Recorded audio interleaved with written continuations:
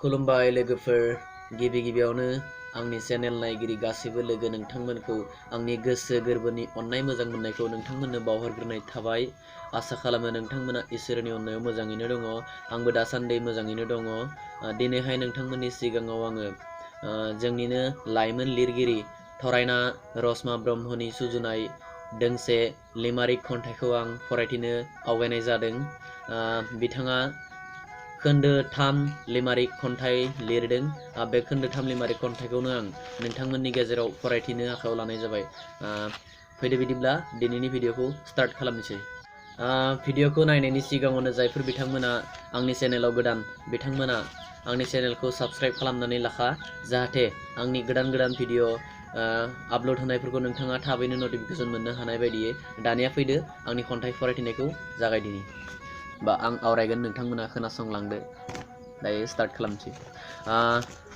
खोन्दोसेयाव दङ आगै थेफालि आंनि गन्थं हंलि, लानो सानदों आंलाय देग्लाय नोंखौ जुलि।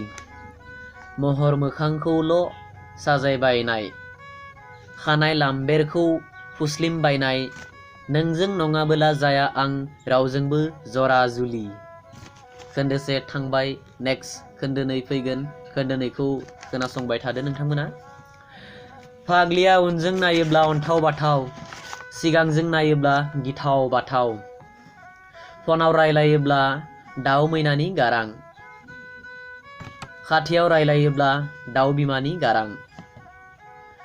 फाग्लि हंलि बिदि जायो नामा सिख्ला बैसोआव। खोन्दो 2 थांबाय, दायो नेक्स्ट लास्ट खोन्दो 3 फैगोन।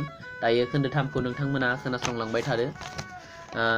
खोन्दो 3 खानाय गोलावखौनो लाम्ब्रे खालामबाय, अखा सिजानो गिना खामसालि होबाय।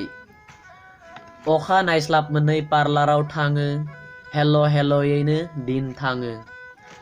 हे गसाइ फिनो हागोन ना हाया जाखो आंलाय। खोन्दो 3 जोब्बाय। आरो दिनैनि आंनि नोंथांमोननि गेजेराव लिमारिक खन्थाइ फरायथिनायाबो एसेयावनो जोबथ'बाय। दिनैनि खन्थाइखौ नोंथांमोना मोजां मोनदोंब्ला बा खोनासंनानै मोजां मोनदोंब्ला नोंथांमोना अननानै निस्सय लाइक हो, जाहाथे जोंनि लाइमोन लिरगिरि गोदान जाखांफुनाय थुनलाइगिरि बिथांमोना जेन आरोबाव थुनलाइ सोरजिनो गोहो मोनो बा थुलुंगा मोनो। बेनि थाखाय नोंथाङा अननानै लाइक हो आरो माबाफोर बुंनांगौ दङब्ला कमेन्ट खालामहर।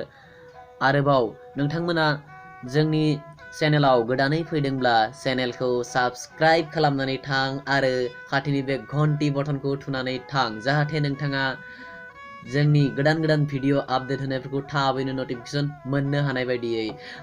दिनैनि भिडिअखौ बेखिनियावनो दोनथ'नोसै। जै बर' हारिनि जै।